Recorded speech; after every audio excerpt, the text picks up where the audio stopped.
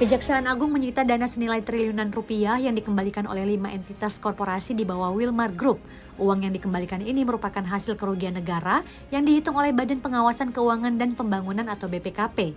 Direktur Penuntutan Kejaksaan Agung Sutikno menyatakan jumlah yang disita yakni 11.880.351.802.619 rupiah yang merupakan penyerahan dari 5 terdakwa korporasi dalam Wilmar Group terkait kasus korupsi ekspor crude palm oil atau CPO.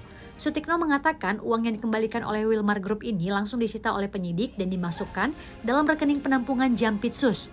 Barang bukti yang telah disita juga dimasukkan ke memori kasasi karena perkara ini tengah berproses di Mahkamah Agung. Pada 19 Maret 2025 lalu, 3 korporasi yang terlibat dalam korupsi pemberian fasilitas ekspor CPO Januari 2021 sampai dengan Maret 2022, yaitu PT Wilmar Group, PT Permata Hijau Group, dan PT Musim Mas Group, dibebaskan dari semua tuntutan jaksa penuntut umum. Dalam putusannya, majelis hakim menyebutkan kalau para terdakwa terbukti melakukan perbuatan sesuai yang didakwakan oleh JPU, tapi perbuatan para terdakwa ini dinyatakan bukan suatu tindak pidana atau onslaught. Para terdakwa dibebaskan dari semua dakwaan JPU, baik primer maupun sekunder. Sementara itu, dikutip dari keterangan resmi Kejaksaan Agung, JPU menuntut para terdakwa untuk membayarkan sejumlah denda dan uang pengganti. Terdakwa PT Wilmar Group dituntut untuk membayar denda sebesar 1 miliar dan uang pengganti sebesar 11 triliun rupiah. Terdakwa Permata Hijau Group dituntut untuk membayar denda 1 miliar rupiah dan uang pengganti sebesar 937 miliar. Terdakwa Musim Mas Group dituntut untuk membayar denda 1 miliar dan uang pengganti sebesar 4,8 triliun rupiah. Jika tuntutan ini tidak dipenuhi, maka akan dilakukan penyitaan harta untuk dilelang atau subsidiair penjara.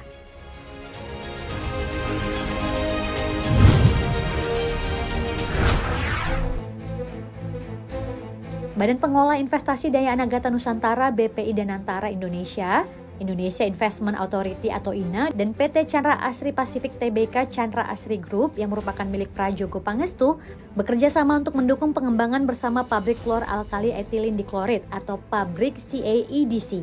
Kerjasama ini bertujuan untuk meningkatkan produksi soda api dan etilen diklorida di Indonesia yang menjadi bahan baku utama untuk industri hilir, termasuk pengolahan nikel yang akan mendorong dan mendukung swasembada hilir dan industri hilir Indonesia secara keseluruhan.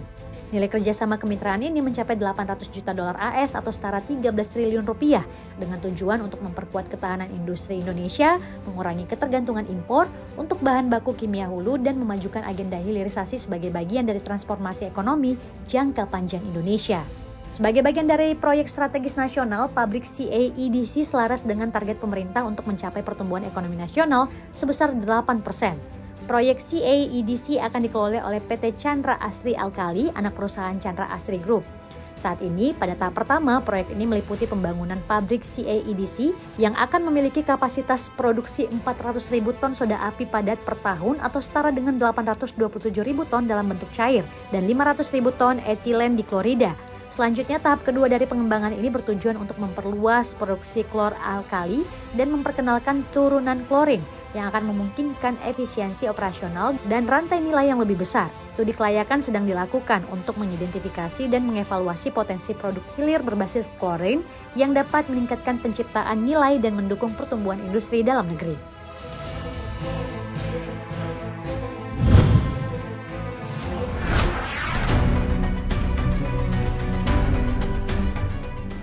Sekretaris Jenderal Kementerian Dalam Negeri Tom Sitohir menyoroti lonjakan harga beras di wilayah zona 1 khususnya Pulau Jawa termasuk Jakarta yang seharusnya memiliki harga lebih stabil karena dekat dengan pusat distribusi. Tomsi menyebut di Jakarta Timur dan Utara harga beras sudah mencapai Rp15.000 per kilogram. Harga tersebut melampaui harga eceran tertinggi yakni Rp12.500 per kilogram.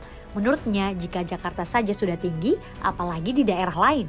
Berdasarkan data dari Badan Pangan Nasional, harga eceran tertinggi beras untuk jenis beras program stabilisasi, pasokan dan harga pangan atau SPHP di zona 1 yakni Jawa, Lampung, Sumatera Selatan, Bali, Nusa Tenggara Barat, dan Sulawesi yakni Rp12.500 dengan harga rata-rata Rp12.158 per kilogram, turun 2,74% dari HET. Zona 2 Aceh yang meliputi Sumatera Utara, Sumatera Barat, Bengkulu, Riau, dan sebagainya, yakni harga rata-ratanya Rp12.972 turun 0,98% dengan HET Rp13.100. Serta zona 3 yakni HET-nya mencapai Rp13.500 dan harga rata-rata Rp13.125 per kilogram. Sementara secara nasional, HET beras SPHP yakni Rp12.500 per kilogram.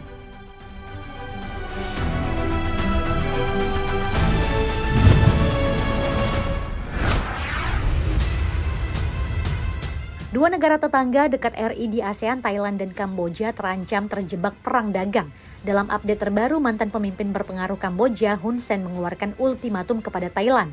Bangkok diminta mencabut pembatasan penyeberangan wilayah perbatasan, bila tidak negaranya akan melarang semua impor buah dan sayur Thailand. Ini menjadi eskalasi terbaru dari sengketa perbatasan.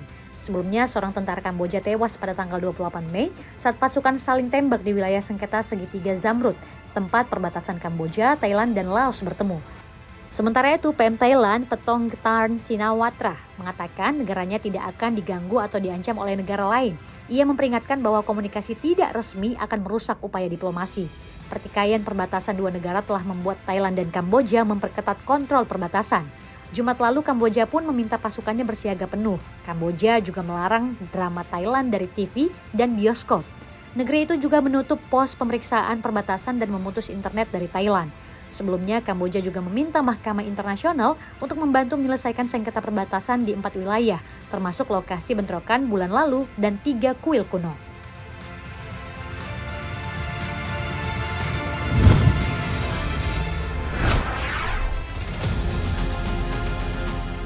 Tragedi kecelakaan pesawat terburuk di India dalam lebih dari 1 dekade tidak hanya menelan korban jiwa dalam jumlah yang besar, tetapi juga mengguncang industri asuransi penerbangan secara global. Kecelakaan pesawat Air India yang terjadi di daerah padat penduduk di Ahmedabad, Gujarat pada Kamis lalu menewaskan 241 orang dan memicu klaim asuransi yang diperkirakan mencapai $475 Amerika Serikat atau sekitar 7,7 triliun rupiah, menjadikannya salah satu klaim asuransi penerbangan terbesar dalam sejarah India. Nilai total klaim ini 3 kali lipat lebih besar dari total premi tahunan industri asuransi penerbangan di India pada tahun 2023. Adapun rincian klaim meliputi $125 juta AS atau 2 triliun untuk kerusakan badan pesawat dan mesin, $350 juta atau 5,6 triliun untuk klaim tanggung jawab hukum dan korban jiwa penumpang serta pihak ketiga. Kecelakaan besar ini akan menaikkan premi asuransi penerbangan di India baik dalam waktu dekat maupun saat perpanjangan polis. Biaya perlindungan akan semakin mahal terutama untuk maskapai yang memiliki rute padat atau risiko tinggi.